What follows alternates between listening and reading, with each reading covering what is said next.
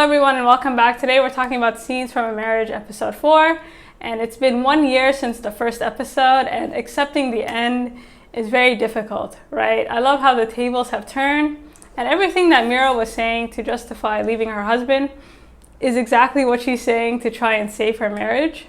And when that fails, all their frustration, all their anger, all this just energy, it came out at the end.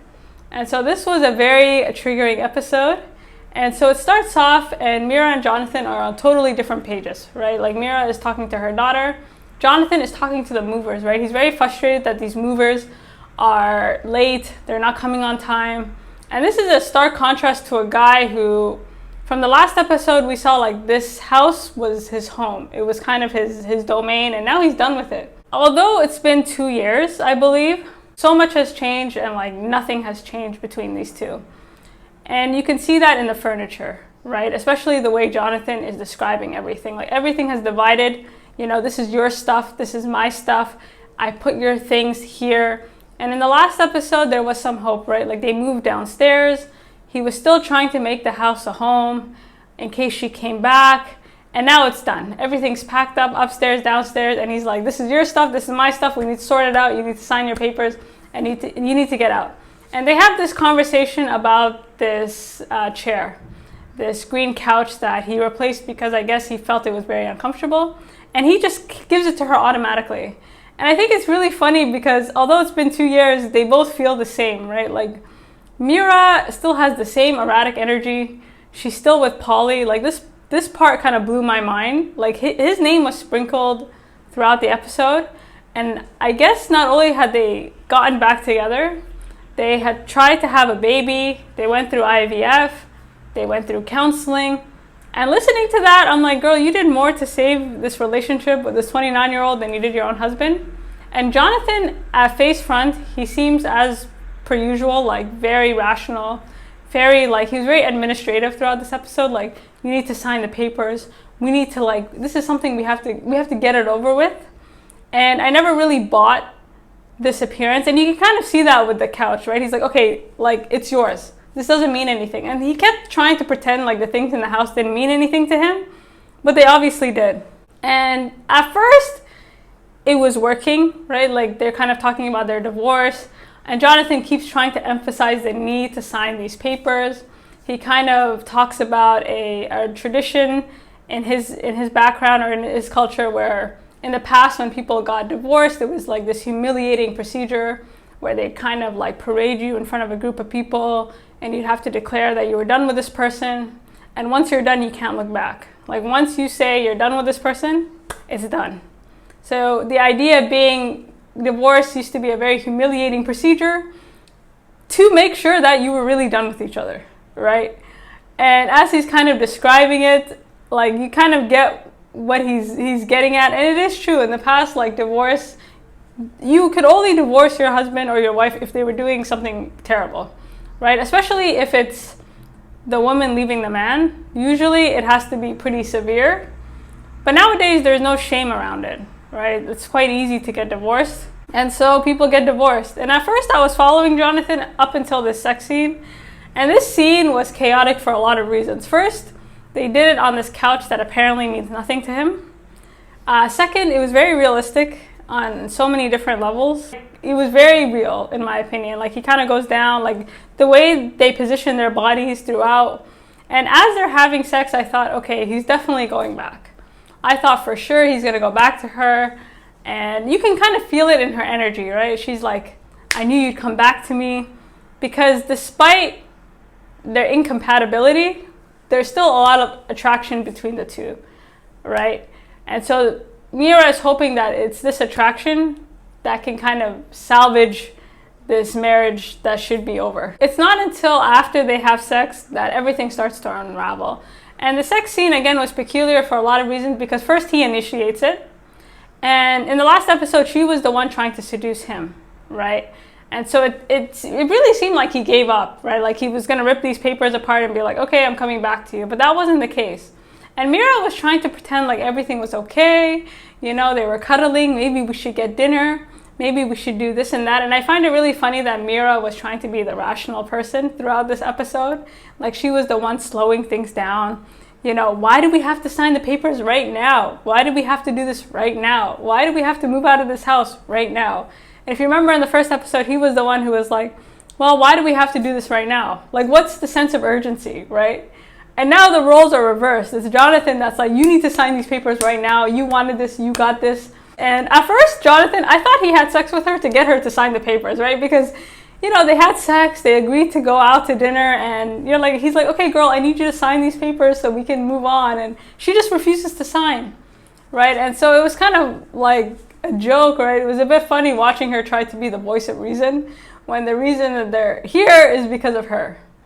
And Jonathan throughout this episode is in a very defensive position, right? Like, he has to prove that he's done.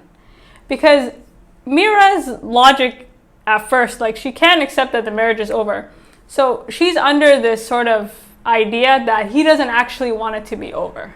And that's how she's protecting herself. And it's not until the end of the episode that she realizes it's her that doesn't want it to end, and he's been done for some time.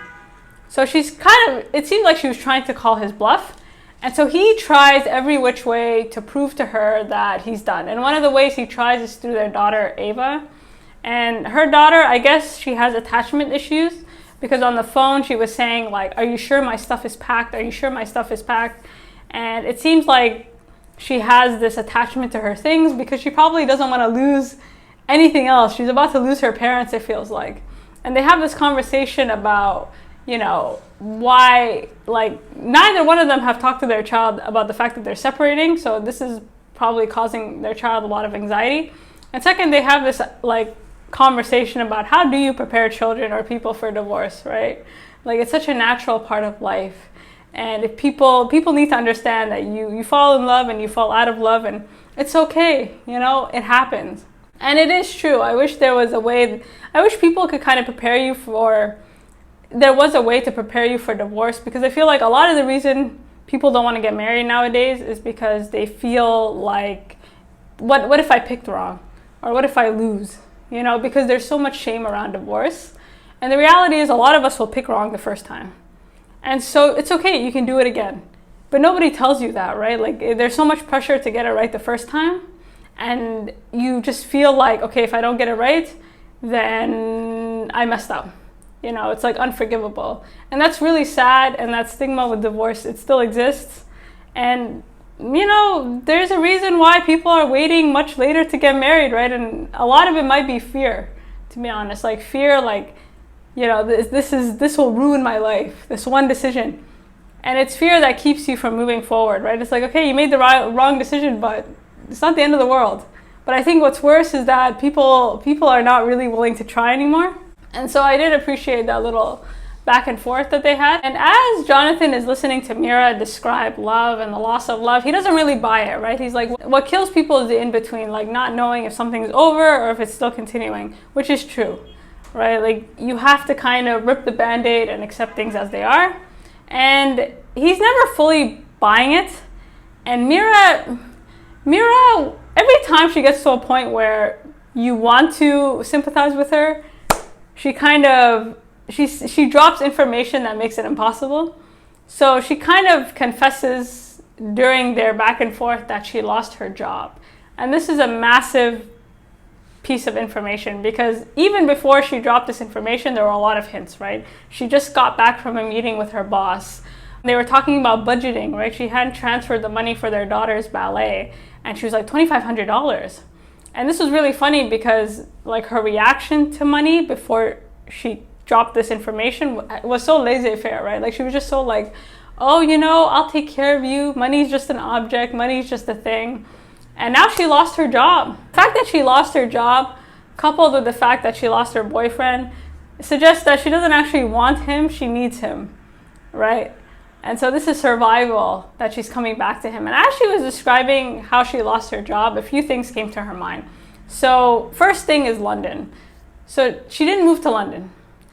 And she didn't move to London, and the way she phrased it is she was being punished for wanting to be a mom and staying with her child. And Jonathan is like, wait a minute, like, you're not putting this on me. And as she was describing London, there is that kind of subtle, like, you owe me. You know, Mira has this kind of undertone with Jonathon, like, you owe me. You're why I'm here, right? Like, that's kind of what I got out of it. Second, you know, her boss was very condescending and said, listen, this is the start of your new life, or a new chapter in your life.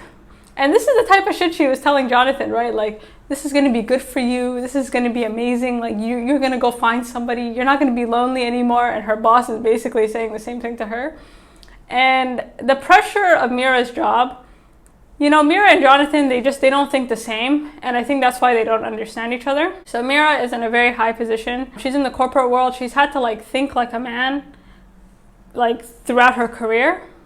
And so for her, she needs outcomes, right? Like, the conversation has to lead to an outcome.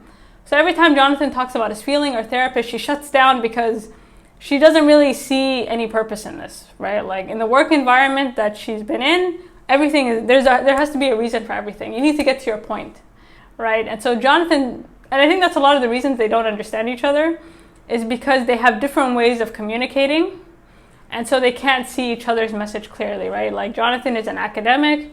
He thinks more, like, you know, from his heart a bit. And so they don't see eye to eye in this. And so this was another contrast in their behavior. So Mira is jobless. Apparently she has a great severance package. But of course, this affects the divorce in more ways than one. And Mira is an interesting character because there's a lot of self-pitying. And the self-pitying was heavy throughout this episode. And the way she does it is through her age, right? She's like, well, I remember a time where I could have manipulated him all I wanted. And i.e., I could have manipulated you, Jonathon, all I wanted, but now it's over, girl. And it's like, girl, it's not your age. It's because you kind of, Mira has this energy where she wants to have her cake and she wants to eat it too. She wants the best of both worlds, right? And in her mind, even if her job doesn't work out, her default is Jonathon, right? And this whole bit about age, it just kind of sprinkles throughout the episode, and it's a bit of a cop-out. Right? And Jonathon kind of calls it out. He's sitting there listening to her and he's like, girl, if the situation was different, I would probably have some love for you. And he keeps, like, stressing that point. There's you and then there's me. There's no us anymore. Boo-boo. We are not together. You know, I'm sorry that this is happening to you. Like, this is not happening to us. This doesn't affect me. You know, and Jonathon's glowed up, right? He's doing conferences in Europe. He's like, I got places to be and things to do. And his whole description about his emotions, he at least admits to it, right? He's very like, listen, there was a time in which losing you was terrifying and that it kind of paralyzed me and that, like, you were my whole world and my extreme dependence on you. So he is admitting his dependence on him, and that's the toxicity in this relationship, right? Like, they were so dependent on the other person for company. Like, bad company was better than no company for both of them. So in that sense, he was being very honest and transparent. And Mira, again, like, they don't understand each other. The minute therapy comes up, the minute all these things come up, nothing comes up. But the thing that triggers Mira is when Jonathon says, no wonder they fired you, you lack communication skills. And she just blew up. And that you can see the priority, right? Like, Mira's job is the one area you got the sense that she had total control and that you felt like she knew what she was doing, right? Like, she was the breadwinner. This was her domain.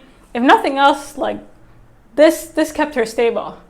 And so without it, she's kind of at a loss, right? She's kind of like, okay, well, what the hell am I supposed to do? And Mira is very interesting because she keeps saying that he's not listening to her, but he actually is listening to her. It's her, like, none of them are, they're not understanding each other. Every time he says something that triggers her, she fights back. She's like, well, you just had sex with me. You just did this and that. And ordinarily, I would have been on Mira's side, except for the fact that she tried to seduce him the last episode, so why is it okay? It was just kind of like the hypocrisy of it all. And the second thing is this whole conversation they have about their sex life. I thought it was refreshing for a lot of reasons because, first, there's a lot that goes on in the bedroom that we don't know about, that people don't know about. They don't talk about, right? That's the other thing people don't prepare you for. Sex with, like, sexual compatibility. Like, what does that even mean? That's not even something you discover until you're married to the person or you're with the person. And so he kind of gives this whole, like, spiel about feeling shamed, how she had to coach him, how she had to teach him to be a better lover, how, you know, it's not, you know, basically he just always felt like he was inadequate sexually, and he was always trying to, like, he felt like a dog learning new tricks.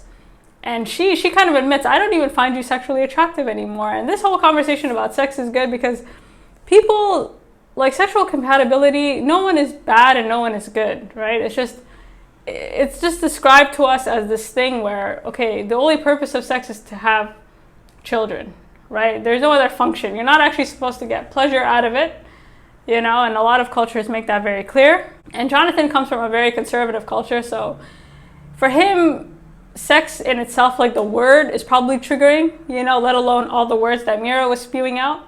And religious trauma is not something people talk about, because if you grow up in a very religious household, like, there are certain things, like, you're kind of, it's subconscious, right? You're ashamed of yourself without being ashamed. You're ashamed for having desires. You're ashamed for, you know, like, you can't tell what's natural and unnatural, right? Like, so everything has to have a purpose, right? We're having sex to have kids. And religious trauma is a whole other thing people don't talk about, right? Like, what is normal in the bedroom, right? Is there a norm in the bedroom? It's just silent thing, right? It's like what happens in this room stays in this room. And now we're realizing a lot of people have the same issues. So this was refreshing. I did appreciate Jonathon defending himself. You know, he kind of said, listen, it's not me who's asexual. It's just, girl, we're not compatible. And so you have to defend yourself. And as the tables, like Jonathon was good at just kind of like fighting her back a bit. And Mira is desperate, and it's showing. And again, she keeps saying the same things that she said in the beginning, except this time she's trying to convince him to stay. One of the things she says that isn't the fact that we're attracted to each other, isn't the fact that we always keep coming back to each other a sign that we should be together? And it's like, isn't this the same thing you were saying before, like kind of shaming him for not seeing any issues in their marriage? So the fact that you keep coming back to each other is a sign that y'all shouldn't be together, first of all. I think she gives the best line in this whole episode when she says, all I want is what I used to have, right? And this is true, because people always assume the grass is greener somewhere else. And I think the sad thing about Mira and Jonathon is that they didn't really fight to save their marriage. If you have a problem in your relationship and you're married, you didn't make a commitment. And if you go through the process, if you go through counseling, you have to give the person a chance to fix their behavior. And if after all that you're still unhappy, then fine, get divorced. But I think it's the realization that, and I think this is what Jonathon was kind of like hurt by, is like, you didn't even give him a chance, right? So why should he give you time to sign these papers? Why should he give you any time to move out any later? Like, you didn't give me time, I'm not gonna give you time. And that's, you know, the good faith between them is completely and totally lost, right? And Mira is just draining at this point. And she's draining to the point where she's offering him things that are so unnatural to her, or just so like anti what we've seen of her. And Jonathon can see through it. So they kind of, you know, he's kind of at his wit's end. It's getting dark, the movers are coming. You know, he kind of sits her down. They have this whole conversation about children and family. And Jonathon says, the only thing that's given me purpose in life is being a father. And he is a great father, or at least he seems like it. And he's saying, you know what, I want to have more kids, even if I don't find the love of my life. And this whole idea of having children without a family is a new concept, right? Like, people want kids, but sometimes they can't find the right relationships. And this is a very controversial topic because it takes a village to raise a child. And so what he offered, or his thing is, there's a co-worker that he works with, and they can kind of do this co-parenting or elective co-parenting or something like this. So at least you have the community. But the idea of having a child is, without the marriage, is an interesting conversation to have, right? Is that something that's healthy for the child, right? Is this something that can be maintained? And what is your commitment, right? Like, what is your responsibility to this child, especially when you don't have that bond with the other parent? You know, and it kind of makes you wonder about the concept of parenting, right? Because a lot of people are not having children nowadays, or they're waiting very late. And so people are looking to alternatives. What Jonathon proposed is really interesting because you do have that community aspect, right? You do have two people raising a child. So it's not like a single parent household. I strongly believe it takes a community to raise a child, and no single person can raise a child effectively. You know, many of us come from single parent households, and as much as we respect the work that they do and respect everything that they do, it would have been better to have both parents. And so this is something that is becoming popular. You guys let me know what you think about it. And Mira just goes in on him, right? Like, here's this man, and I felt like it was very honest what he was saying. And she just goes into him. She's like, you don't want kids with me because I'm old. You're punishing me for the abortion, which is not true at all. You know, and she's kind of going in on him like hard. And he's like, whoa, whoa, whoa. We're just having a friendly chat. When did this become such an angry thing? And Mira keeps going on and on about her age, right? Like, first, she's too old to have children. She's too old to have a job. And a lot of this has to do with the fact that, girl, you left your husband for a 29-year-old. Okay, of course you're gonna feel old and inadequate. Like, it just blows the mind, right? I think, especially if you're a female dating younger, you know, the insecurities come out, I imagine, and she's feeling every bit of the decision that she made. And as Jonathan is trying to fight back, she totally explodes, right? And the thing she says to him when she's angry is just out of this world, because she can't rationalize her decisions anymore. So throughout this episode, she was trying to sound very rational, very smooth, very like, you know, what are we really doing here? And then it all unravels. And this ending was so explosive for a lot of reasons. First, if the tables were reversed, I mean, like, you would have to call the cops, right? So Mira literally blocks him from leaving the door. He's trying to leave. At this point, he sees that it's futile. She takes the key. She's literally holding him hostage in the house. And a lot of people don't understand, like, men are powerless in these situations. Like, he can't hit her back. You know what I mean? Like, a man has to be put in a very difficult position to respond.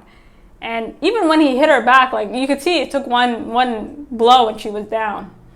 And so this whole conversation, right, like, she's hitting him, she's throwing things at him, and he there's nothing he can do. And Mira, like, there was nothing okay about this, right? And if he touched her any further, like, he would be the one to go to jail. And so I was really annoyed with Mira. Like, I wanted to hit her for him. You guys let me know what you think, because that was not okay. And so she's hitting him, she's throwing him down to the floor, and he's just like, he's totally powerless. And once all the anger comes out, she finally signs the divorce papers. And he says something interesting like, girl, we should have done this a long time ago. You know, because from that scene, you can understand that they both have a lot of pent-up anger. And a lot of that anger has to do with the fact that they don't know where they're going from here, especially Mira. She doesn't know what her future is going to look like. And so a lot of her frustration with Jonathan has nothing to do with him. It has to do with the decisions she made and trying to accept these decisions. And watching her stay in the house as he left was so bittersweet, because all this time we were watching Mira leave. So Jonathan gets in his car and he walks out, and he's looking at his rear view mirror, like, knowing that he's never going to come back again. And so Mira is just sitting there kind of totally wrecked, totally lost. And I think a lot of the devastation has to do with the fact that this marriage was toxic for both of them. And both of them played a part in the demise of this marriage. But I think it was just like the overwhelming sort of shame of it. You know, like, kind of like, how did we get to this point, right? And Jonathan had the foresight to see it. He said it again and again. He's like, the only reason you want me back is because you have no options, right? You have nothing. And so that desperation you see in the end is not a woman trying to get her husband back. It's a woman trying to save herself, right? It has nothing to do with him. Because without him, there's nobody, right? And again, it's just an indication that their relationship is very dependent. They rely on one another for support. And they don't know what their lives would look like after. Jonathan at least did some work. He saw a therapist, but Mira hasn't done anything, right? She just kind of took him for granted, and she assumed that he would be there until the bitter end. And so, you know, there you have it. So that was a fantastic episode. You guys let me know what you think, and until next time.